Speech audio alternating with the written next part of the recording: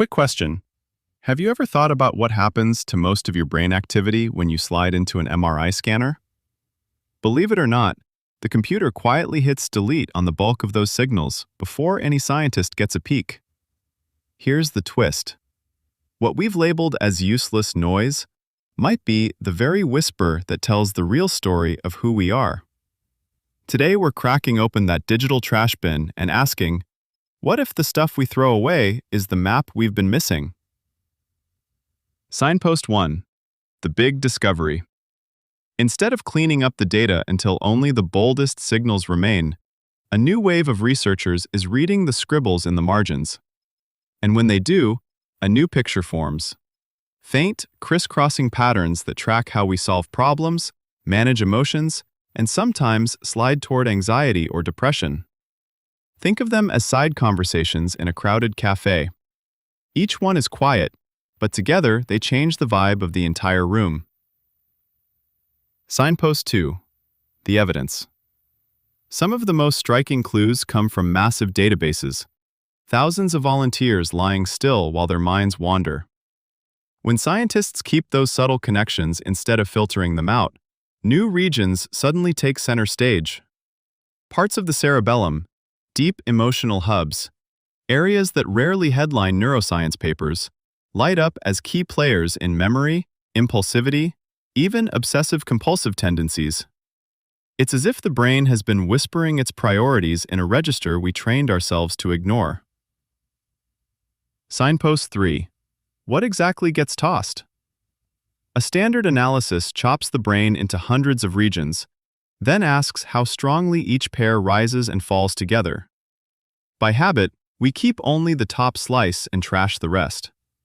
Statistically convenient, sure, but it's like building a family tree using only the loudest relatives at the reunion. In a 2023 mega-study, researchers tried the radical move of not muting those quieter relationships. Guess what? The cast of important characters flipped. Instead of spotlighting regions tied to deliberate planning, the data elevated areas known for fine-tuning movement and processing raw feeling. And those newly promoted loops tracked differences in reasoning, personality, and symptom risk more closely than the traditional maps ever did. Technically, nothing new was measured. The same blood flow blips were always there. The magic was choosing not to toss them. One weak pairing looks trivial. Hundreds considered together reveal who adapts quickly, who tends to ruminate, who buckles under stress. Let that sink in for a second. Signpost 4. Why this matters for treatment. If these subtle patterns separate a restless, distractible mind from a steady one, then therapy might need to do more than hammer the obvious control circuits. Picture a psychiatrist as a piano tuner. For years, they've focused on a few off-key notes. Obvious symptoms, obvious circuits. Weak connections are the tiny string tensions you'd normally ignore. Adjust one and nothing changes. Adjust a cluster and the entire instrument softens into a different emotional register. Now with the same diagnosis, one can switch tasks smoothly, the other freezes under pressure. Their big, flashy circuits might look identical, yet their quiet configurations could be worlds apart. In the future, clinicians could read those hushed patterns and tailor therapy style, stimulation target, or medication dose. Less like following a generic recipe, more like seasoning to personal taste. Signpost 5. A new model of mental health. These overlooked links could push psychiatry toward weather forecasting.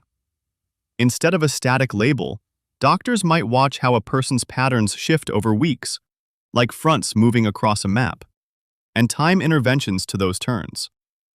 Schools could, with consent, track how stress or sleep reshapes a student's circuitry, adjusting supports the way a coach tweaks training after every game.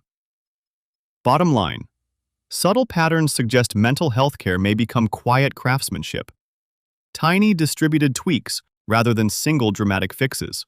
The key question shifts from what's broken to what habits is this brain practicing and which new ones can we teach it? That's a hopeful shift. Reflection break. Before we wrap, take a moment to run a quick self-experiment.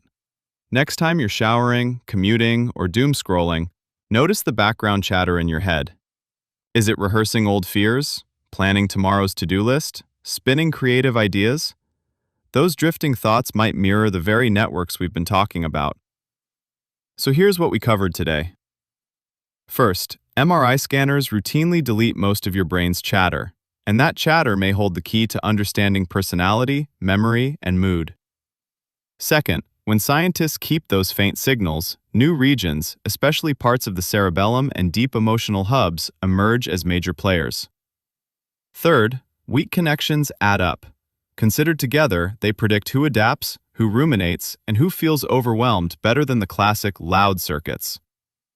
Fourth, this insight could reshape treatment, from hammering obvious pathways to fine-tuning quieter ones, customized to each person's neural taste. And finally, the future of mental health may look less like fixing broken parts and more like coaching the brain into healthier habits over time. Takeaway? The next time your mind wanders, treat that drift as data, not noise. Get curious about the hidden score your brain is playing, because listening to those whispers might be the first step toward tuning the whole instrument. Until next time, keep noticing the quiet stuff. That's where the music lives.